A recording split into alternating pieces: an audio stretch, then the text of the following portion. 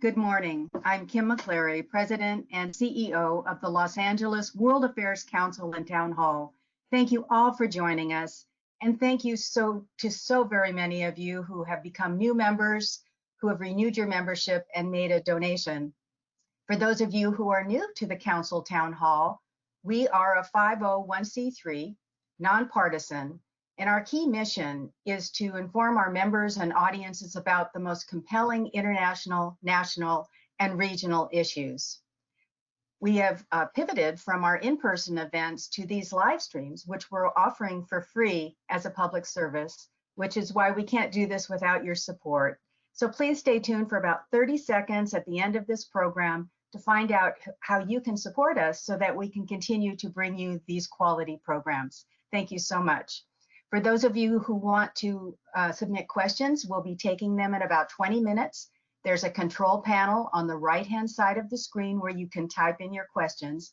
Jessica DeGanzik, our Vice President of Events, will be managing your questions during the Q&A portion of today's program, and she'll try to get to as many of your questions as possible. It's now my pleasure to introduce today's program, The Future of U.S. Policy on Iran. Is Trump's maximum pressure campaign working? With panelists Nazenin Ansari, publisher and managing editor of the Kayhan London Kayhan Life, Dr. Saeed Ghasseminejad, senior Iran and financial economics advisor of the Foundation for Defense of Democracies. We have Alex Vatanka, director of Iran programs for the Middle East Institute, and our moderator today, Susan Azizadeh, a community activist. Susan and panels, we are so pleased to have such a caliber of panelists here today. We can't wait for today's discussion. Susan, it's time for me to turn the discussion over to you. Thank you all. Thank you very much, Kim, for your leadership and vision in offering Los Angeles World Affairs Council and Town Hall as an open platform and the opportunity to present a meaningful discussion by a group of Iran experts. Also, thanks to Jessica for her tireless efforts in managing and coordinating with all the distinguished panelists to bring this event to fruition, and finally to Claire for her hard work.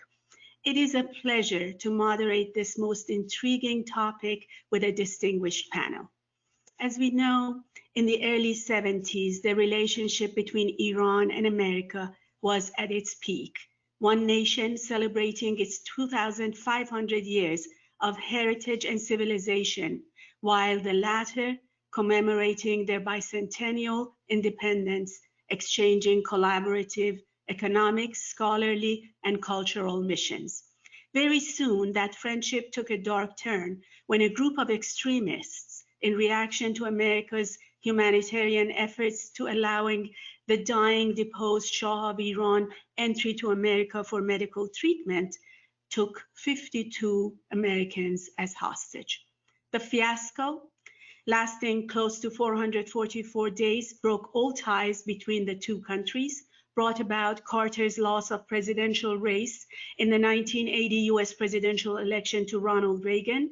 It also began litany of consistent fatwas calling America as the great Satan by the leader of the Islamic Republic, eventually culminating into imposition of various economic sanctions against Iran, while applying varying pressures from behind the scenes to bring about a diplomatic solution to it all. No US administration in the 41 years of the Islamic reign in Iran has been acting as consistently as has President Trump's White House in what has been called the maximum pressure campaign in an attempt to bring Iran's leadership to the negotiating table. Unilaterally pulling out of JCPOA or Iran deal, the current administration argued that the Islamic Republic was already in violation of the deal by engaging in acts of terror through its proxies in Iraq, Yemen, Syria, Lebanon, and in the region mostly targeting Americans as well as America's interests.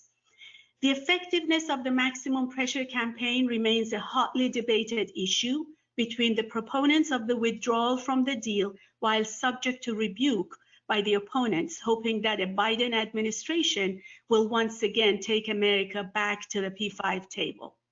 In order to better understand and decipher this issue, I am pleased to invite our panel of experts share their insights on this subject. First and foremost, I call on Mr. Alex Vatankar, a senior fellow at the Middle East Institute. He specializes in Middle Eastern regional security affairs with a particular focus on Iran. Mr. Vatankar, thank you for accepting our invitation and welcome to the panel. How would you describe the similarities and differences in the approach of US policy towards Iran from Reagan to Obama administration? Well, thank you very much, Susan. It's a pleasure to be with you and the panelists and everyone else on the call. And thank you to the council for inviting me.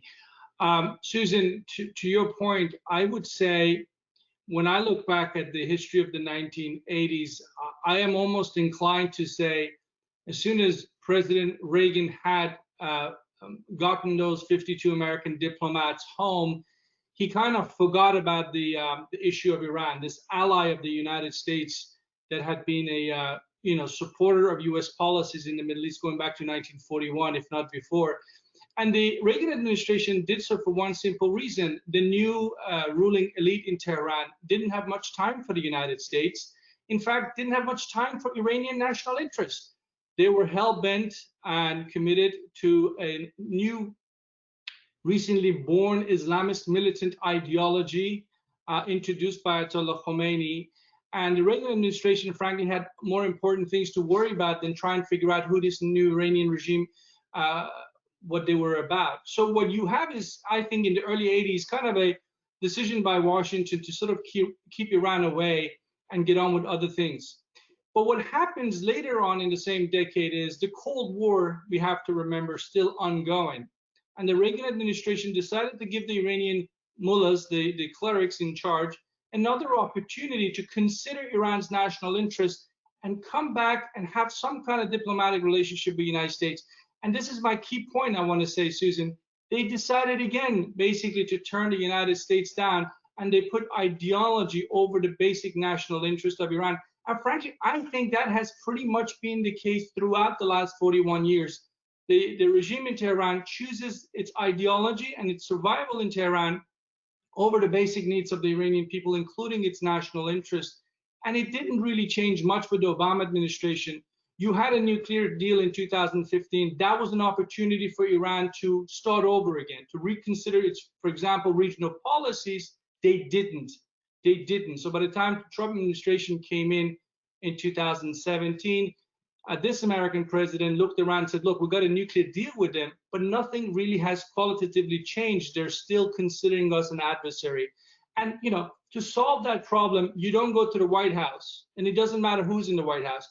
That's the question has to be asked of the ruling elite, including foremost Ayatollah Ali Khamenei, the supreme leader. So do you think that President Trump's Iran policy that has differed from other administrations, has it achieved its desired objectives? It has certainly put a lot of pain on the Iranian regime. But if the objective was to get them back to the table to negotiate, that, frankly, obviously, as we know, has not happened. Now I turn to our next panelist, Dr. Saeed Ghasseminejad, a senior Iran and financial economics advisor at FDD, specializing in Iran's economy and financial markets, sanctions, and illicit finance. Dr. Ghasseminejad, thank you very much for joining us. How has the unilateral maximum pressure by the United States worked out so far? And in your opinion, how would you compare the effects with the multilateral sanctions that the US spearheaded in the 2010 to 2013 period? Thanks for having me, and thanks to everyone who is attending. Before answering that question, I think it's very important to know why Trump administration left the deal, because some say Trump left the deal because he didn't like, Obama. I'm not in psychoanalysis business, so that may be true or not, but on the policy level, the nuclear deal was a very bad deal. So any nuclear program has three components: enrichment, weaponization, delivery. The nuclear deal only looked at the enrichment. The rationale was that if we take care of enrichment, the weaponization and delivery wouldn't be a problem. But then the nuclear deal didn't even solve that enrichment problem. It gave Tehran a large scale, industrial scale enrichment program inside the country. And the problem was that it gave Tehran a patient pathway to nuclear bomb. And to understand that, look at what's happening right now. So right now, JCPOA is still alive. Tehran is in the deal, but Tehran has reduced the time to have enough material to make a bomb. So that could happen anytime. So now think about what would happen if Trump hasn't left the deal. All these international companies were in Iran, let's say after 8 years, after 5 years. Iran's currency reserve, instead of being $100 billion, would be $200 billion, $250 billion. Then at that point, sanctions wouldn't be that effective. Sanctions take time. Imposing sanctions take time. The sanctions to be effective, it takes time. Right now, after 2 years, the sanctions are biting step by step because so Iran got lots of money after the deal. So it takes time for sanctions to put pressure on Iran. So that's why he left the deal. When he was thinking about leaving the deal, the discussion was that U.S. unilateral sanctions are not working. So if you look at the literature and if you look at what practitioners are saying, they say multilateral sanctions work, unilateral sanctions are not working. It turned out that was wrong. So as I will show you, the unilateral sanctions have worked very well. But what happened was that we lost like 16 months. So for 16 months, the Trump administration was trying to get the European on the table, forcing them to work with the U.S. administration. They didn't work. They were not going to work with the U.S. administration over this nuclear deal. But we lost like 16 months. So in May 2018, Trump left the deal. It takes another, in August 2018, some of the sanctions came back. In November 2018, the oil sanction came back with the waiver. In May 2019, only a few months, it's just a few months, the full oil sanction went into effect.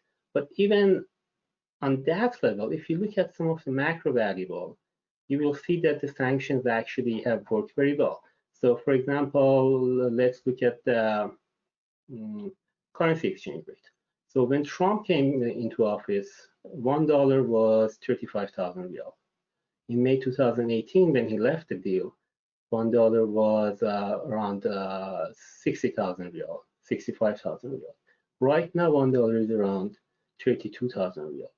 So from the time he left the deal until now, the dollar appreciated more than 400%. During the 2011-2013, the dollar only appreciated around 200%. So at that level, looking at that macro variable, the unilateral sanctions have worked much better. Another one is like GDP growth. So in 2011, 2013 is the time that sanctions were really tough during the Obama administration. So in 2011, GDP growth was positive. In 2012, went down to 7.7%. So 7.7% shrinkage we had there. And then in 2013, went to zero. In 2013, they signed the JPOA deal, the interim deal. In 2018, when Trump left the deal, Iran's GDP shrank 5.4%. In 2019, 7.6%. And right now, IMF says Iran's GDP will go down by 5% more. So you have 3 years of consecutive shrinkage of GDP in Iran.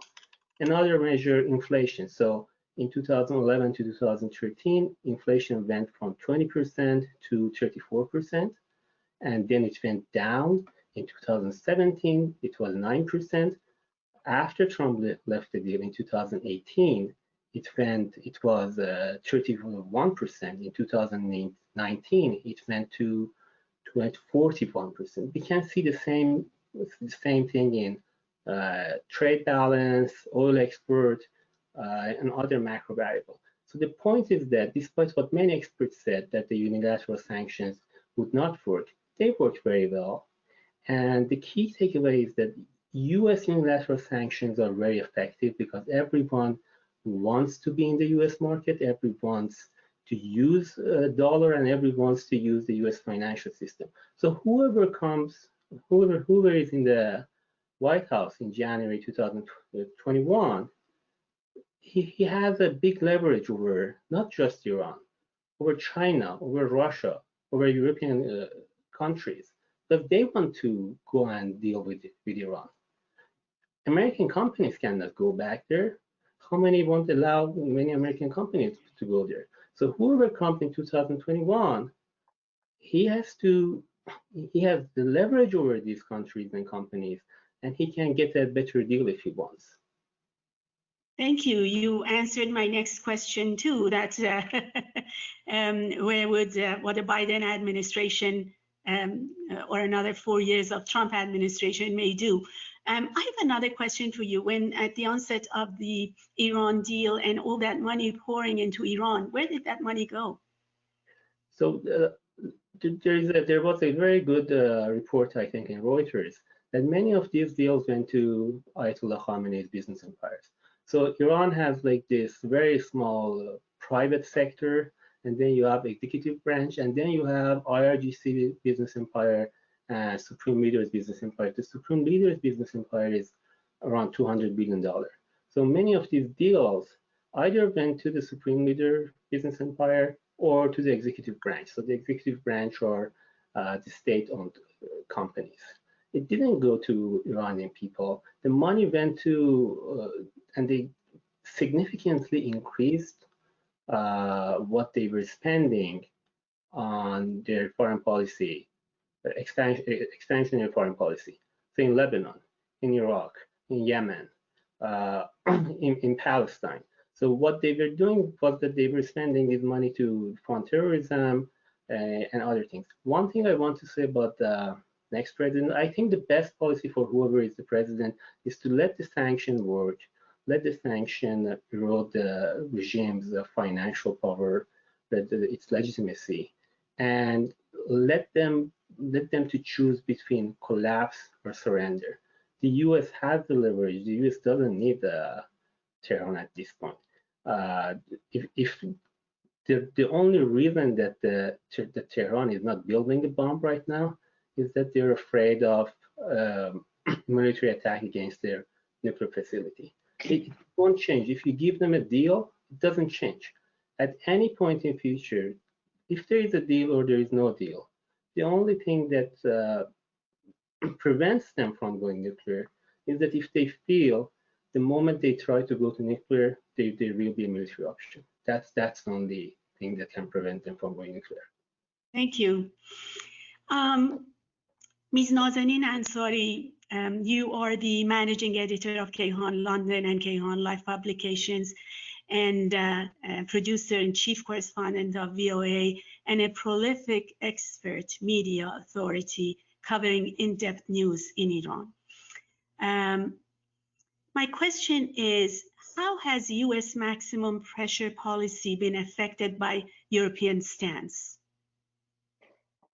First of all, thank you so very much for having me on the panel. If I may start to say that the U.S. has always desired to have normal diplomatic relations with Iran via what it considers pragmatic, moderate, reformist elements within the Islamic Republic.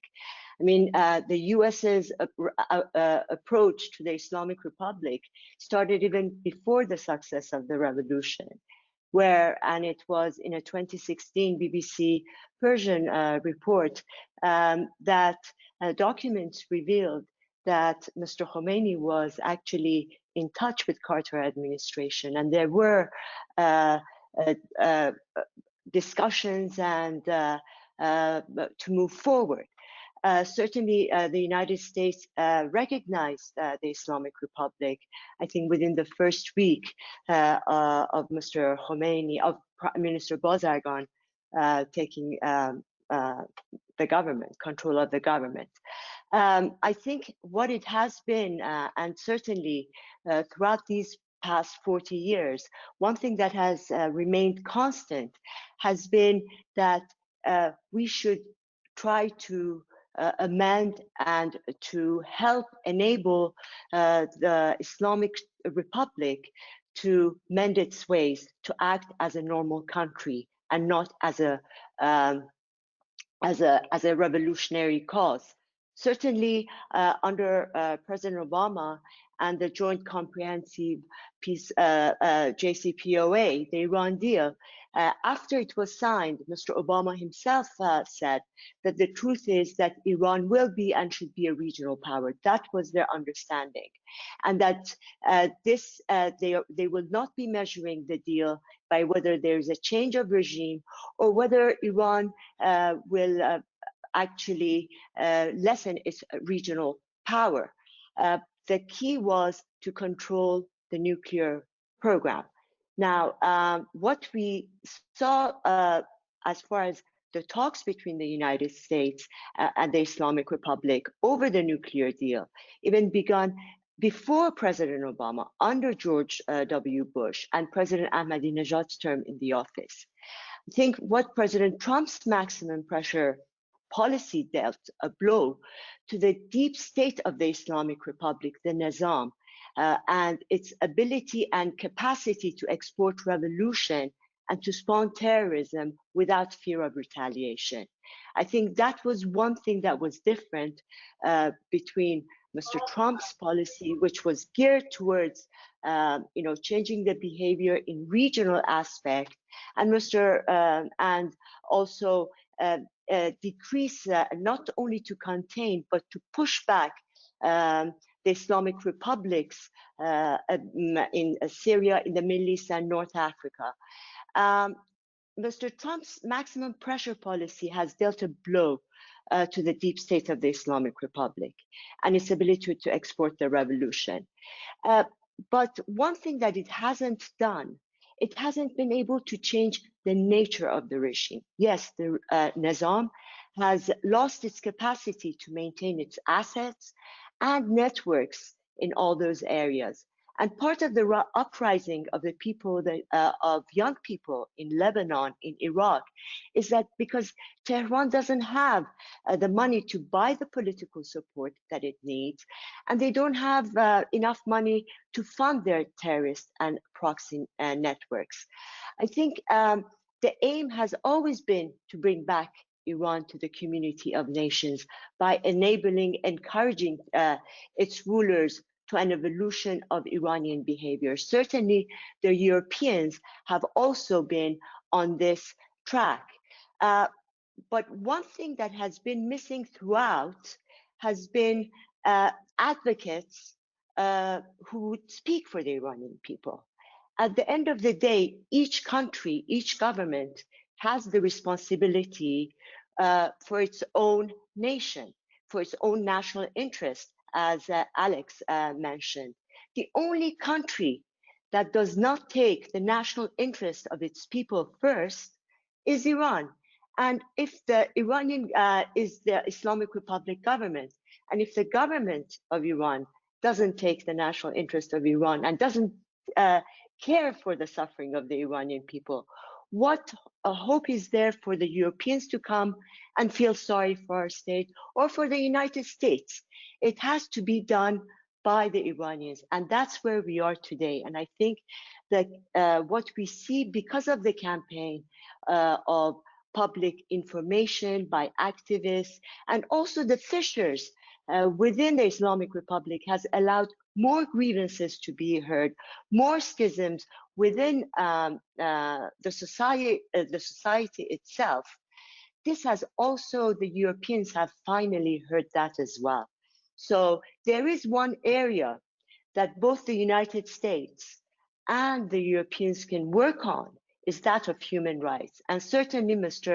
Joseph Borrell's statement on in support of human rights in Iran is a step in a positive direction, because certainly up to now, Europe has not been very happy with Mr. Trump, simply because in a way, first of all, Europe has always been able to rely on the United States support for global issues while it has to deal with its own backyard. And as you know, the backyard of Europe at the moment, the issues that Europe has to deal with in addition to Brexit, is Libya, it's Ukraine, it's Belarus. And as some European diplomats have also noted, that the only place that Europe can really make its feelings known to the United States and its displeasure at the Trump administration till now has been the issue of Iran. That's where that Iranian people have suffered at the end, because they have been caught in the middle. But looking forward, it seems that there are good developments as far as the focus on human rights and areas of mutual cooperation, and also the increased voices of Iranian civil advocates, the Iranian expatriate community. The size of the Iranian diaspora can fill an entire country. And so we see stars among them that are coming up in support of those who are really fighting in the streets inside Iran. And one thing that the Islamic Republic has really succeeded to achieve in the past year is to not only delegitimize itself because of showing that it has not been able to manage the crisis that is engulfing the country, number one, Corona, and then the economy, but it has also united the voices of those that are grieving, the nurses, common people, teachers, students, artists, economists, environmentalists, and now even within the core body of its traditional base of Basij and the Revolutionary Guards, who are seeing their pay pockets being reduced at the same time that the body that really has nationalistic aspirations, seeing that the Islamic Republic is unable to deliver anymore. Thank you. That's right. And they're not able to deliver anymore. And the killings that's going on and disappearing of activists that's going on in Iran also is very bothersome. Concerning the Iranian pivot, what are its elements? And has the strategic pivot of Velayat Faqih, which is guardianship of the Islamic jurist, changed? And if so, how and why? Well, as a system in the Islamic Republic, power rests solely in the hands of an elite deep state, the Nizam will call it. All strategic decision makings are in the hands of the Nizam. As an entity, ironically, it has come under increasing pressure since the signing of JCPOA.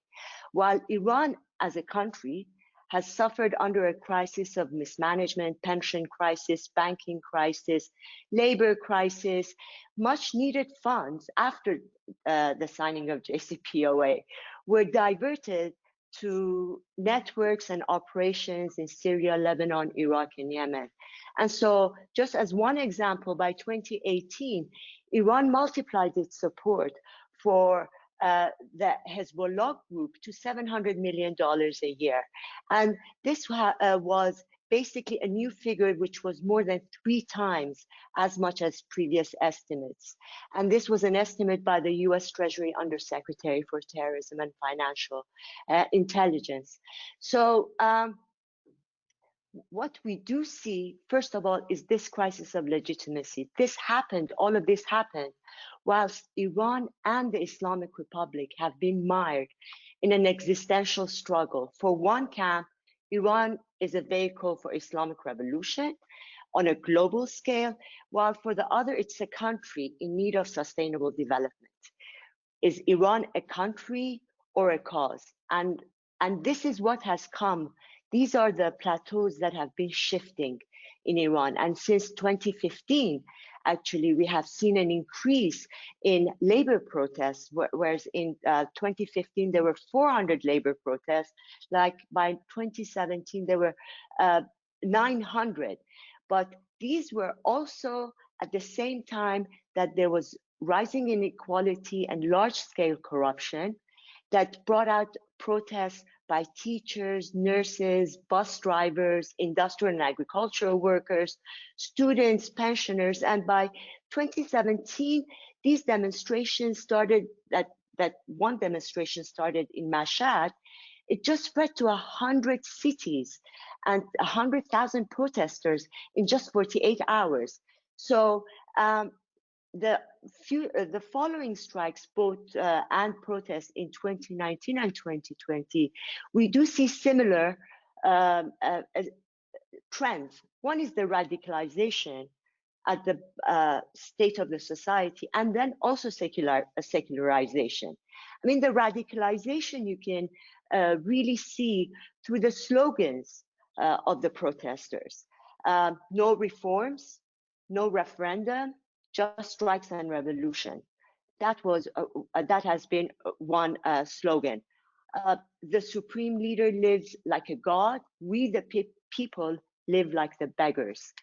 The IRGC commits murders, and the supreme leader supports it. Or no to Gaza, no to Lebanon. I give my life only for Iran. And then death to the Islamic Republic, and of course, Reza Shah, God bless your soul, O Shah of Iran, come back to Iran. So there has been this shift of radicalism of demands on the street. But at the same time, there has been a trend towards secularization. I mean, a recent digital survey that was conducted by Amar Maliki and Puyan Tamami Arab in conjunction with the Bruman Foundation of 40,000 Iranians living in Iran. And it came up with very interesting results in the sense that they revealed dramatic changes in the way Iranians perceive themselves as religious or not. And compared with 99.5% census figure of having faith in belief, this poll found that only 40% identified themselves as Muslims. An overwhelming majority, 90%, described themselves as coming from believing or practicing religious families. But only 47% reported losing their religion in their lifetime. And 6% they had said they had changed from one religion to the other. So what we do see is that this seismic shift on the expectations and the aspirations of the population and of the street at large, but at the same time, we see a regime which is increasingly isolated, not only in the Middle East, but also at home, lacks legitimacy, religious legitimacy, power legitimacy, management legitimacy, but it is trying to fight back with extreme brutality and repression, even going down, closing the internet to keep the population at bay. And the message that they are trying to hammer in at the moment is that they are here to say that the Islamic Republic, Mr. Khamenei, his heir, the IRGC, the Nizam, is here to state that they are planning to stage the next election, and the future president of the Islamic Republic will be from the IRGC. We've had one from Basij, this time from IRGC, and they pride themselves on being able to deliver and to fix the country. But the country, as they have shown, cannot be fixed the way they have done it till now. For one example to look at is the corona issue. It seems that the government has simply given up. There are so many questions to be asked about all this international assistance that has gone into Iran. Where has it been spent? They promised of masks, but still there is none. Are there going to be, how will hospitals deal with it? I mean, this is something that IRGC is lacking at the moment. And we are at this juncture with the international community. Everybody is hoping for peaceful transition from a theocracy to a democracy. But can a theocracy behave democratically? Certainly, till now, it has been shown that it cannot. A theocracy can only act as a theocracy.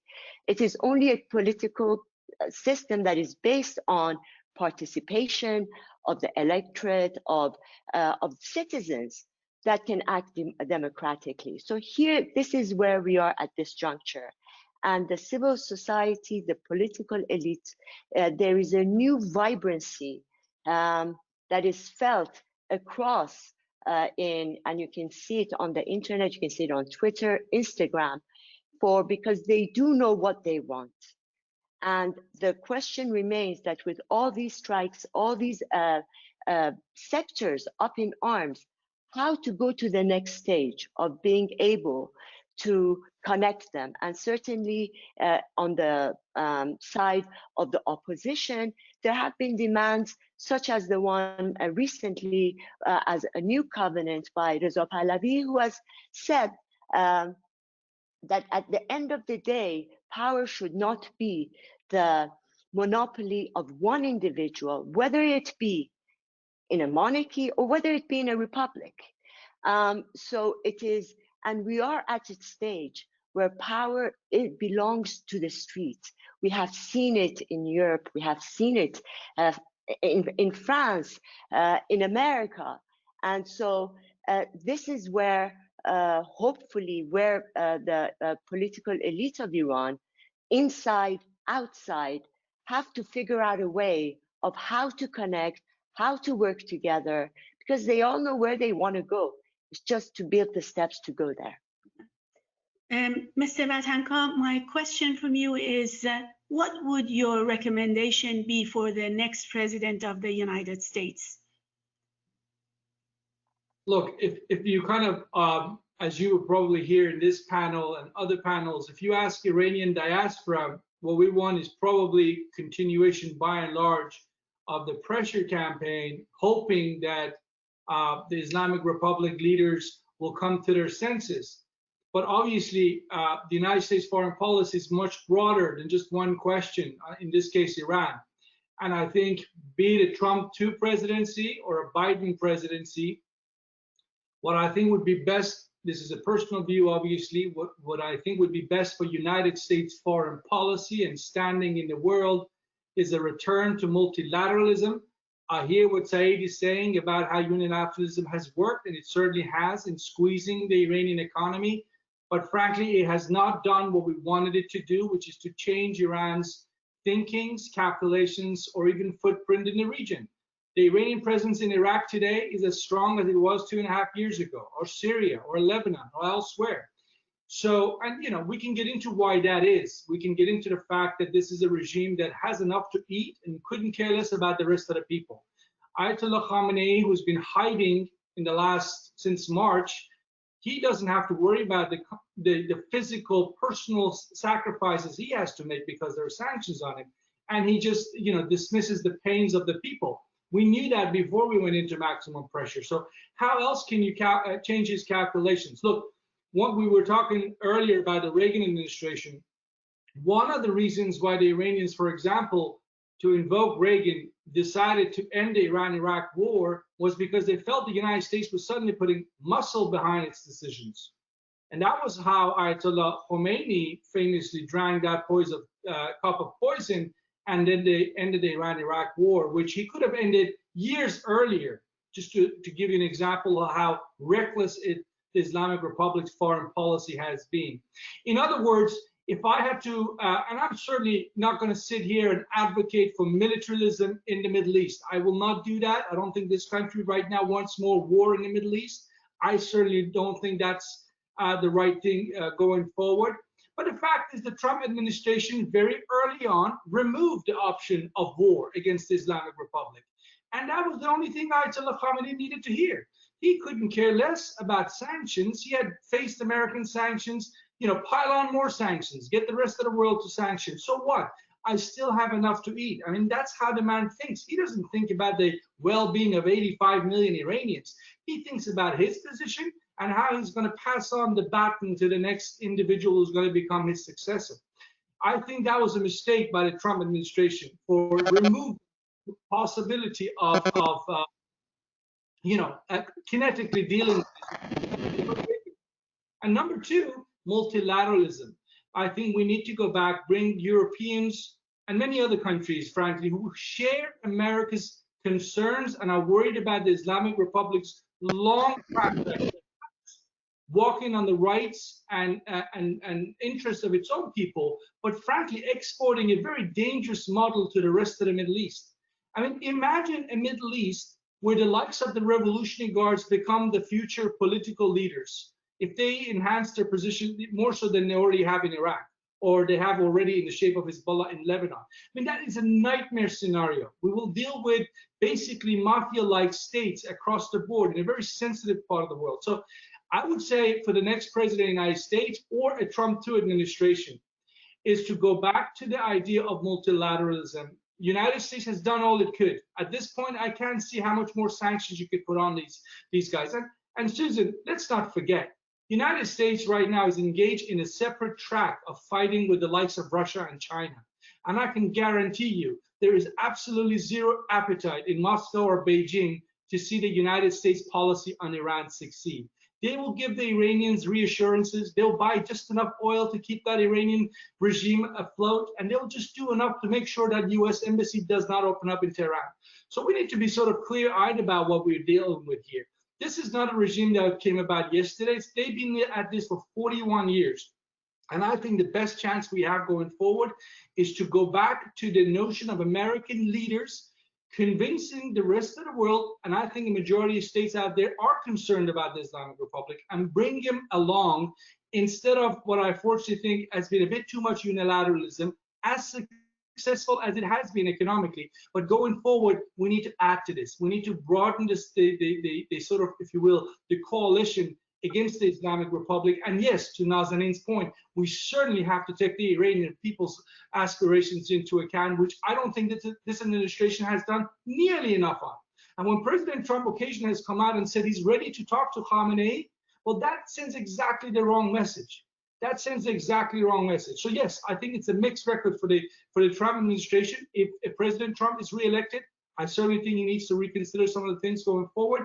And President Biden, if he thinks just going back to the 2015 nuclear deal and everything's going to be fine, I think he'll be badly mistaken. You cannot limit this issue just to the nuclear program. The Iran challenge for the United States is bigger than just the nuclear program, and the Biden administration surely needs to take that into account from day one. Thank you. I think we have questions from the audience. Jessica, will you help us with the questions, please? Yes, thank you so much, everyone. We have a lot of questions, so we will try to get through as many. And if you guys can help me with just kind of keeping your answers shorter, that would be great. The first question, what is Iran's behind-the-scenes reaction in the Middle East to the Abraham Accords, both at the government and citizen level? I don't know, Saeed, do you want to take that one? I don't think we need to go behind the scene. I think on the scene, they are very upset about that. And on the other side, Iranian people, at least those part of the society which are against the Islamic Republic, they are very happy about that. They would like to have the same relationship with Israel. They don't like the government saying that they want to destroy Israel. But the government, no, the government has a very anti-Semitic view, in addition to the government apocalyptic view, which is something that has not been covered very much in the United States. Some of the people in the government really see destruction of Israel as a step in return of man. So, government unhappy, people happy. Thank you so much. Alex, I might turn this one to you since you were just speaking about Vice President Biden. Do you know who is advising the Biden-Harris campaign on Iran policy to provide them alternatives? Biden is on record for wanting to go back to JCPOA.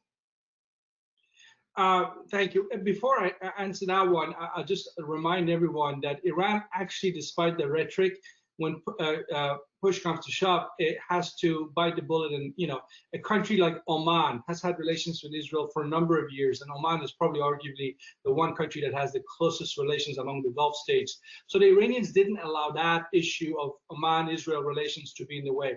The same is true for the country of Azerbaijan to Iran's north. Azeris are close partners of Israel. Iran didn't allow that to destroy relations between Tehran and Baku. The same actually could be said about Turkey and other countries that have relations with Israel, and Iran maintains ties. So a lot of this Iranian bluster about Israel, frankly, it makes you wonder why they do it.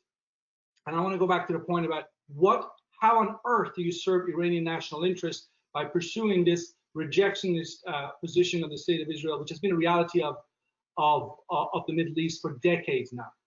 In terms of the Biden team and their Iran position, as I said, I just want to reiterate what I said. I think the Biden team, the members that I know and speak to, and I don't want to exaggerate how much of that I do, but I would say to them, look, in 2015, President Obama signed that deal. And, you know, to Saeed's point, you have leverage now. You have leverage. You can ask for more. Don't sell the Iranian people short. Don't sell the peoples of the region short. Demand more. A quick return to the nuclear program, and, you know, reducing the number of centrifuges or how much Iran enriches. That's really to miss the point. You have leverage. A Biden presidency, and, you know, whether people like it or not, that's the doing of the Trump administration. There is leverage. Take advantage of it, and make sure Iran understands if there is going to be a deal, it will have to be brought on the nuclear issue. Thank you so much. I just want to add something to what Alex said. So if the Biden administration goes back to the JCPOA or a deal like that, which leaves Iran with an industrial scale enrichment program inside Iran, that would be the recipe for all countries in the Middle East, at least the big ones, going nuclear. Saudis had a deal with China. If US goes to the JCPOA, you will see the Saudis will demand the same thing. Egypt will demand the same thing. Turkey will demand the same thing. I think that's a very bad recipe for the region. Thank you. If the sanctions are working for how do the panelists view the role of the Iranian opposition? As this regime weakens, many are looking to the opposition. Who among them is most popular in Iran? I don't know which of you might want to take that one. Nazenin, would you like to take that question? Yes, of course. Certainly, you know, from reading from the slogans and the surveys that have been done, the one name that has come up in two-digit and two-digit recognition has been Reza Pahlavi. And that's why his new covenant last week was very important, in the sense that although, of course, Iran has had a history, we've had a 5,000-year history of kingship and monarchy, and you cannot just say erase it all and it doesn't matter. And certainly in the past 40 years, because of the failures of the current regime, and what Iran had achieved previously and the quality of life before, there is this aspiration for better times, and to his advantage, and to the Reza Pahlavi has said that at the end of the day, it is not about him. Power should not be the monopoly of one person, whether in a republic or a monarchy, but that is, at the end of the matter, power rests with individuals. And I think the response that has been received, at least within the area that I have followed, has been positive. Certainly there's more demand about practical matters, how to move it forward. But to be able to move Iran from where it is now in a peaceful fashion, in a transitionary fashion, into where it can behave and act and have a democratic entity. I think that is something that no Iranian would say no to. And at the end of the day, it is whether you want to be a revolutionary cause and continue that, or whether you want to live in a normal country where there is sustainable development, where there is a future to look forward, that Iran can be part of the member of the international community. Thank you so much. Alex, this next question is for you. Could you please discuss the impact on Iran of the unrest to the north in Azerbaijan? So just for everyone in our audience, the Republic of Azerbaijan, which used to be part of the Persian Empire up to 200 years ago, is right now engaged in a conflict with the Republic of Armenia over the separatist or autonomous or independent seeking, whatever one you want to term it, region of Nagorno-Karabakh. And this conflict, as it has been raging now since 27th of September, has the potential to really incite Iranian ethnic Azeris to the south on the Iranian side. And what's interesting is you have about 10 million people in the Republic of Azerbaijan. You have over 20 million ethnic Azeris in Iran. And there are pockets inside the Iranian Azerbaijani community that are very angry about what they're seeing. There's been protests recently. And I certainly don't want to take side in this conflict, whether Armenia is right or Azerbaijan is right, although Armenia is occupying UN recognized territories that belong to Azerbaijan. That's a fact that I have to put out there. But if this conflict continues or expands, and already there's been a number of drones that have landed on Iranian soil, there's been some shelling that have hit Iranian residential areas. You can imagine a worst case scenario where the ethnic sentiments among Iran's ethnic Azerbaijanis becomes not just more animated, but it not only aimed at Iran's policy towards Azerbaijan, which many ethnic Azeris consider to be the wrong position. They want Iran to be much more behind Baku against Armenia, when in fact Iran has historically supported Armenia more so. But if this anger is not managed by the authorities in Tehran, it could very quickly turn into become an anti-Iranian regime sentiment. So, and I just published a piece on that in Foreign Policy today, by the way, and I said this is why it's such a concern for the Iranian authorities, that they basically fall behind the public sentiment. It becomes a headache for them inside of Iran. Thank you so much. Saeed, I think I'll direct this one to you. What should the international community's response be to Iran violating these sanctions, and on countries who violate these sanctions, like China? The perception at times is that the US is often alone in putting pressure on the Iranian regime and having to be the sole enforcer. Will they come to the table if they have ways to avoid the sanctions with other trade opportunities? You mean the Chinese or Russians? Yes. So China has been dealing with Iran enough to keep the regime afloat, but China's trade with Iran has gone down significantly, especially in the oil. And China has a very different views on Iran policy with the US. So I really don't see how US and China can reach a deal on what should be done with the Iran nuclear program. I think we should accept that two countries have very different views, and the US can continue enforcing its financial sanctions and keep China in check regarding the Iran policy. Thank you so much. How did the killing of Qasem Soleimani affect the uprisings by the people? Nazanin, maybe that's a good one for you. Yes. Certainly, Qasem Soleimani's killing created a lot of demonstrations and outpour of support for inside Iran for him. Obviously, Iranians as a nation in the past 41 years, they do participate in religious ceremonies. They do participate in outside demonstrations. And certainly it became a nationalist one with nationalist sentiments. But at the end of the day, it turned awry when the crowd control, and that's where the mismanagement aspect of this entire issue becomes central. You know, they had heralded the crowd through small narrow streets in order to be able to show massive support. Unfortunately, one of the bridges was not able to contain the weight of the people, and a lot of people died. So since then, sentiments, Iranians are right now more worried about the inflation. They are more worried about where they're going to get their next food.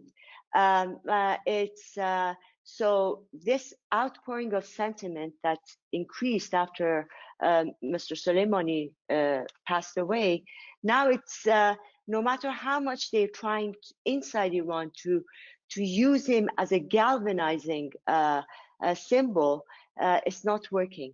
Dissatisfaction with the regime and its loss of legitimacy is not allowing them to do as much as they could do before. Thank you so much. Saeed, I'll turn this one to you as well. I can understand that this regime has used Islam to gain power and has miserably failed in serving the people. But the other extreme of becoming anti-Islam and changing the situation in Iran is equally flawed. Do you agree or disagree? Yeah, I think the government should not promote religion or anti-religion ideology. It should be something that people decide themselves. So people should have the freedom of being religious or not religious. Thank you so much. I think this will be our last question because we're almost out of time. This one's for Alex. There is currently a U.S. carrier strike group in the Persian Gulf. Fairly routine, but how is it perceived by Iran under these circumstances? What is the possibility of a military engagement currently compared to other times? Well, that's a tough one. I mean, number one, you have obviously a very large U.S. military presence across Iran's southern borders, number of countries where you have U.S. bases, including the largest one in Al-Udeid in Qatar. You have bases in UAE, in Kuwait, obviously in Iraq, and so on. So the Iranians are used to having U.S. military presence there. So I guess the question is, would they feel tempted to do anything right now in what people, I guess, to use a cliche, talk about the October surprise? I doubt it very much. I think the opposite is true. I think the Iranian leadership from Khamenei down want to sort of do nothing, literally, to these American elections are over and then revisit this issue. I think, that said, fundamentally, and I don't know if these were my last remarks since we're almost out of time, but the Islamic Republic of Iran decided to start this fight with the United States for very tactical, political, domestic reasons back in November of 1979 when they took the American embassy hostage. There was no real foreign policy strategic goal in mind, except some kind of naive idea about rearranging the global order. And 41 years later, people have understood it's actually not that easy to do this alone. And number two, you don't have the Iranian people behind you. The Iranian people don't want to go out there and pursue pipe dreams. They want to stick to their families and live a normal life like most people around the world. So I think the burden here is on Khamenei, who I suspect will not do anything till he dies. I think Ayatollah Khamenei is 81, is probably quietly hoping he has to pass this difficult task to his successor. So I suspect nothing will come out of Iran in terms of a change in U.S. policy.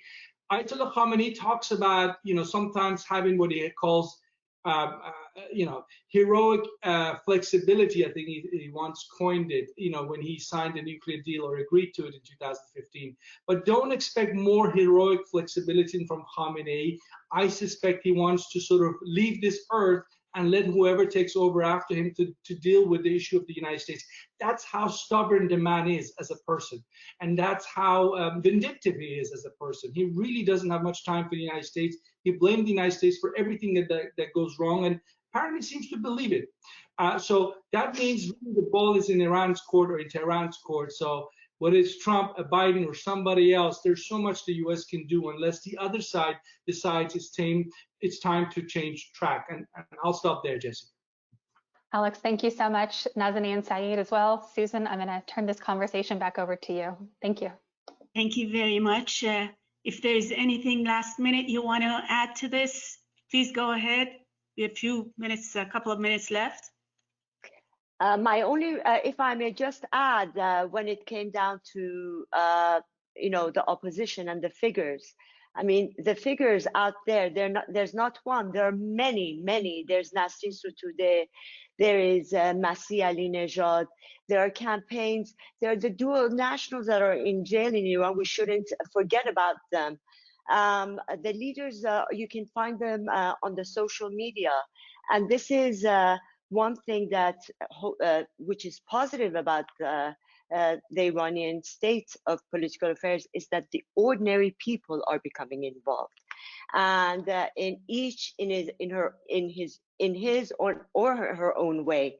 So there are many of them with no names, anonymous, but they keep doing what they are doing, sign writing, whatever peaceful demonstrations there are, peaceful civil disobedience inside Iran, and they are the true heroes and heroines of the country.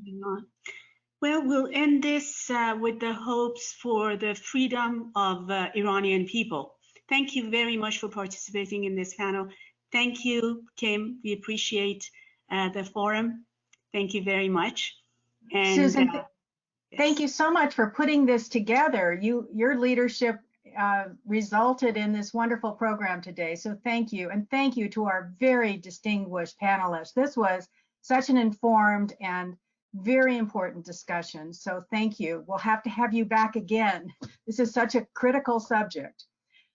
For those of you who are viewing and would like to help us continue to produce these quality programs for you, please type the text the word "give" to the phone number on the screen. It's a really easy way to support this great quality discussion. We have some terrific programs coming up tomorrow. Politics in the time of coronavirus. Dan Schnur is going to be touching on Roe versus Wade versus Amy Coney Barrett, the debate over the debate, and all the breaking headlines. We also have our 2020 election series with next week Ron Brownstein on October 20th, who will be discussing with Dan about who will be deciding the presidential election. And October 27th, how the media will influence the election. And Dan will be doing a very special Election Day program. So please go to our website at lawacth.org and register for those programs today. Make a donation, become a member. Everybody, please stay safe, stay informed, and we hope to see you tomorrow